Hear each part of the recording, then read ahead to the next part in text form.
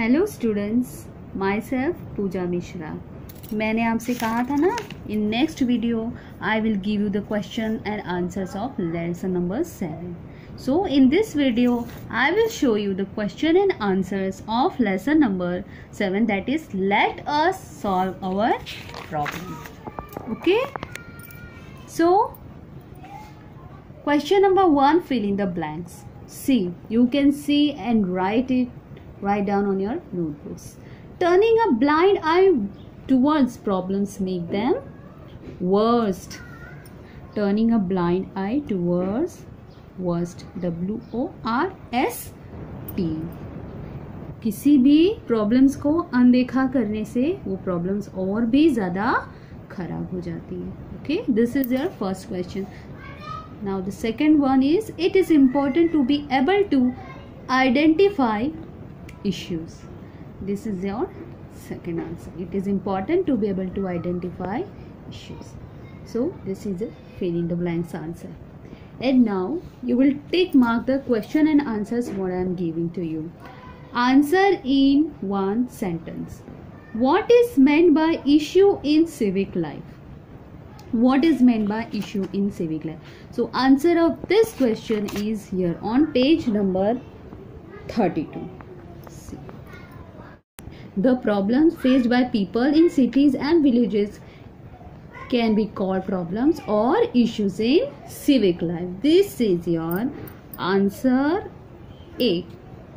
Tick mark here. You can tick mark in your textbooks and after that you can write it in your notebooks. So this is your first question's answer. And now answer of question B. How can problems in civic life be solved? How can problems in civic life be solved? The answer of this question is here. You will write like this. See, I will show you. आप यहाँ से start करेंगे answer लिखना. Problems in civic life can be, यहाँ पहले आप यहाँ से यहाँ लिखेंगे क्वेश्चन में से. You will start from here. आप यहाँ से पहले शुरू करेंगे. आप लिखेंगे प्रॉब्लम्स इन सिविक लाइफ. इतना आप लिखेंगे. देखिए मैंने टिक मार्क भी किया है आपको ताकि आसान तरीके से समझ आ सके. पहले यहाँ से स्टार्ट करेंगे आंसर, लाइफ तक लिखेंगे. उसके बाद आप यहाँ से लिखेंगे. Can be solve through everyone's efforts and cooperation. This is your answer B. Start आप यहाँ से करेंगे. यहाँ से स्टार्ट करना है आपको आंसर. Listen carefully students. यहाँ से स्टार्ट करेंगे from problems in civic life यहाँ तक. यहाँ लाइफ के बाद यहाँ से आप स्टार्ट करेंगे. Can be solve through everyone's efforts and cooperation. Okay, did you get that? Now answer number question number C. Name the great personalities that stress the importance of cleanliness. Great personalities. कौन कौन से personalities थे? संत गाडगे बाबा, एक इनका आप नाम लिखेंगे, संत Gadge Baba, and राष्ट्र संत तुकडोजी महाराज. संत गाडगे बाबा एंड राष्ट्र संत तुकडोजी महाराज, ये दो नाम है. फिर you will continue through yes.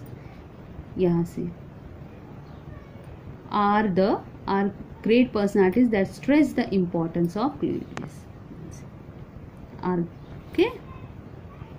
Name the great यहाँ संत गाडगे बाबा एंड राष्ट्र संत Tukdoji Maharaj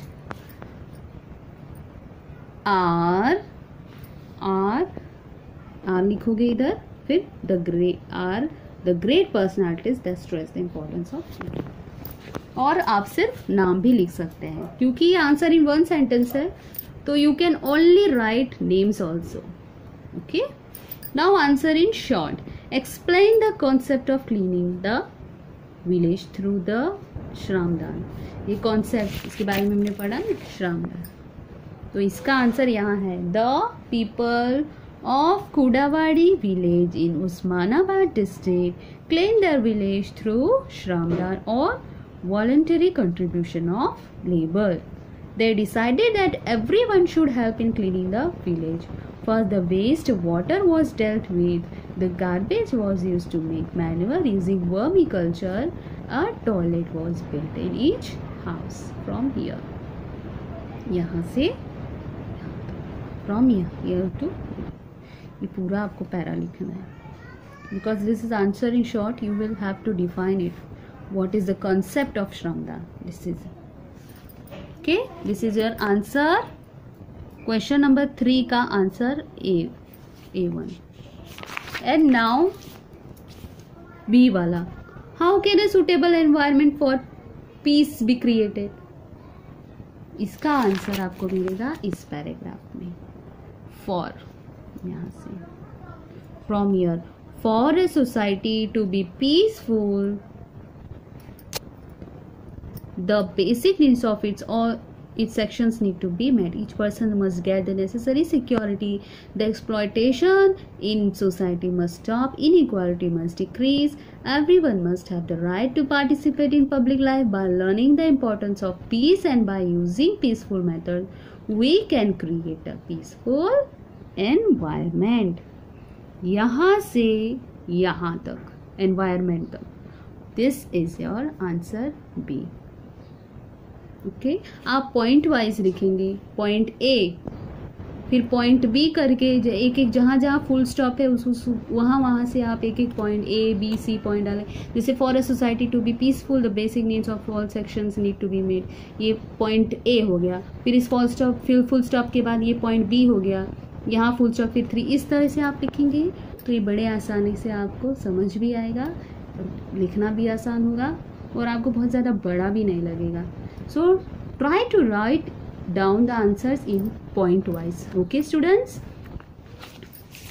Now question 4. What will you do in the following situation?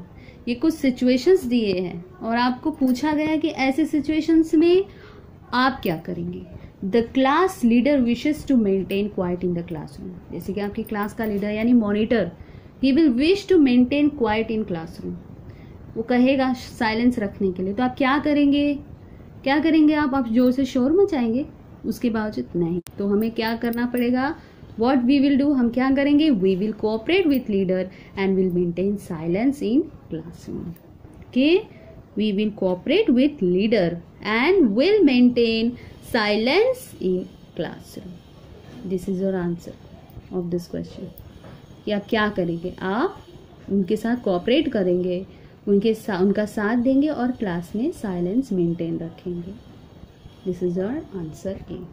And the second situation is for some unavoidable reason the maths teacher is unable to attend classroom. किसी कारण से आपकी maths की teacher नहीं आ पाई है class attend करने. ऐसे situation में आप क्या करेंगे? Here I have written here answer so that you will able to understand and write it down. You can write from here. We will do our maths work by our own or revise the chapters. हम खुद ही अपने maths की किताबें निकालेंगे, text books निकाल अपना काम करेंगे, होमवर्क और रिवाइज दैट चैप्टर या पहले के जो चैप्टर्स हैं उनको हम रिवाइज करेंगे ना. यही करेंगे ना कि खूब शोर मचाएंगे कि अरे अच्छा हुआ टीचर नहीं आए, खूब चलो शोर मचाओ. ऐसा नहीं करेंगे ना. Okay students. ये now third one is During a match, a dispute has arisen between the two teams on the playground. Match के टाइम पे मैच हो रहा था, उस मैच में दो टीम के बीच में बहस हो जाती है. इसका आंसर क्या है?